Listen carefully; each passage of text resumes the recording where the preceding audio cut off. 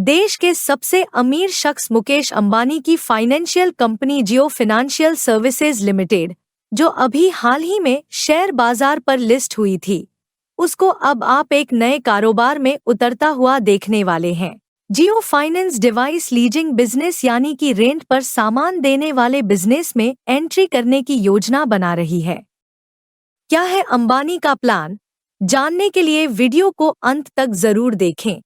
जियो financial services यानी कि JFS Reliance retail के साथ एक बड़ी डील करने जा रही है। कंपनी ने 36,000 करोड़ रुपए की डील करने की योजना बनाई है। इसके लिए कंपनी ने शेयरधारकों से मंजूरी मांगी है। न्यूज एजेंसी रोटे मुताबिक financial services provider company device leasing business यानी कि रेंट पर सामान देने वाले बिजनेस में एंट्री करने की योजना बना रही है। प्रपोज डील के अनुसार जियो लीजिंग सर्विसेज नाम की JFS यूनिट टेलीकॉम इक्विपमेंट और दूसरे डिवाइस खरीदेगी, जिसमें आम तौर पर रोटर और मोबाइल फोन शामिल है। हालांकि कंपनी ने स्पष्ट रूप से ये बात नहीं बताया है कि कौन से प्रोडक्ट्स को वो खरीदेगी। जियो लीजिंग सर्विसेज खरीदे गए डिवाइसेस को रिलायंस जियो इन्फोकॉम के कस्टमर्स को किराए पर देगी। बता दें, पिछले साल जियो फाइनेंशियल ने अपनी अर्निंग इन्वेस्टर प्रेजेंटेशन में कहा था कि वो जियो इन्फोकॉम की air fibre, wifi services, phones और लैपटॉप सहित दूसरे प्रोडक्ट्स को लीज पर देगी। इस तरह जियो लीजिंग सर्विसेज डिवाइस किराए पर देने वाली कंपनियों के बाजार में हैवलेट पैकर्ड यानी कि HP और लेनोवो जैसी कंपनियों को टक्कर देगी। पोस्टल बैलेट डॉक्यूमेंट के अनुसार GLS यानी कि जियो लीजिंग सर्विसेज डिवाइस आज सर्विस यानी कि 10 मॉडल के माध्यम से ऑपरेटिंग लीज के बिजनेस में एंटर कर रहा है। ये नए जमाने का सर्विस मॉडल है, जहां व्यवसाय या व्यक्ति डिवाइसेस को सीधे खरीदने के बजाय संबंधित सर्विसेज के साथ कुछ सामान के लीज पर लेते हैं। दास में आम तौर पर इंस्टॉलेशन, मेंटेनेंस, सपोर्ट और कभी-कभी अपडेट जैसी एडिशनल सर्विसेज मिलती है। रिलायंस रिटेल लिमिटेड यानी कि RRL डिवाइसेज और रिलेटेड इक्विपमेंट के बिजनेस में है। GLSL, RRL, C customer premises equipment या डिवाइसेज और टेलीकॉम इक्विपमेंट खरीदेगा, जो कि GLSL के जरिए रिलायंस जियो इन्फोकॉम लिमिटेड के ग्राहकों को ऑपरेटिंग लीज पर दिया जाएगा। रिपोर्ट के मुताबिक प्रस्तावित डील पर वोटिंग 22 जून को खत्म हो जाएगी और यह पूरी डील 2025 और 2026 के वित्तीय वर्ष में पूरा होने की उम्मीद है।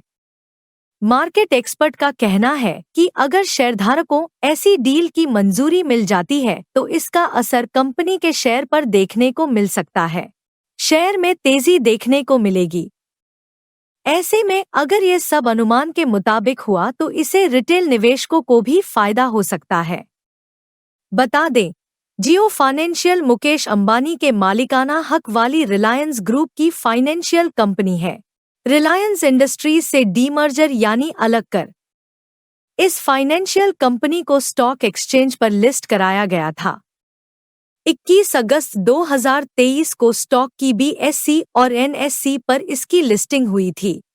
जियो फाइनेंशियल सर्विसेज ने साल 2024 में अपने शेयरधारकों को जोरदार रिटर्न दे दिया है।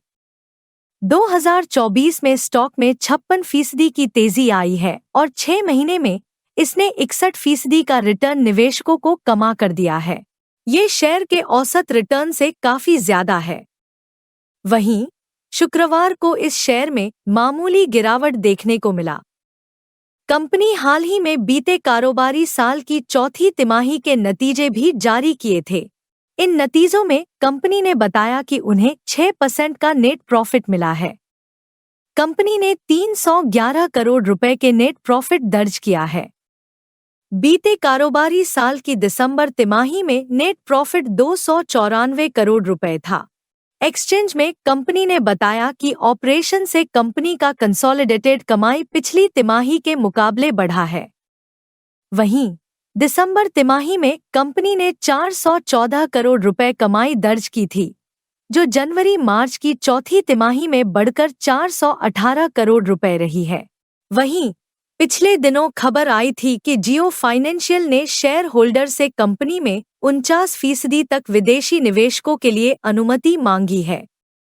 रेगुलेटरी फाइलिंग में जियो फाइनेंशियल सर्विसेज ने बताया कि कंपनी फॉरेन इन्वेस्टमेंट, जिसमें फॉरेन पोर्टफोलियो इन्वेस्टमेंट भी शामिल है, इसके जरिए कंपनियों में पैसा जुटाने का प्लान बनाया है। कंपनी में 49% तक इक्विटी के जरिए विदेशी निवेशकों के लिए कंपनी शेयरधारकों की मंजूरी मांग रही है।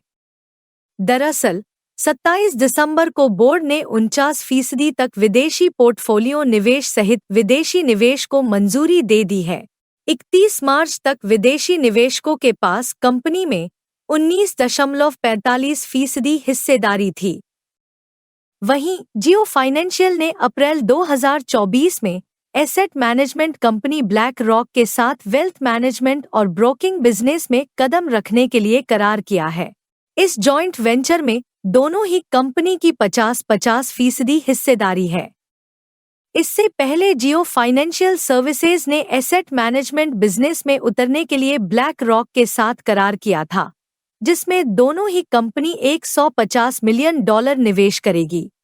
जियो फाइनेंस के इस न्यू बिजनेस में उतरने को लेकर आपका क्या कुछ कहना है, हमें कमेंट कर जरूर बताएं। वीडियो पसंद आया हो तो इसे लाइक और शेयर करना न भूलें और देखते रहें मार्केट अपडेट्स।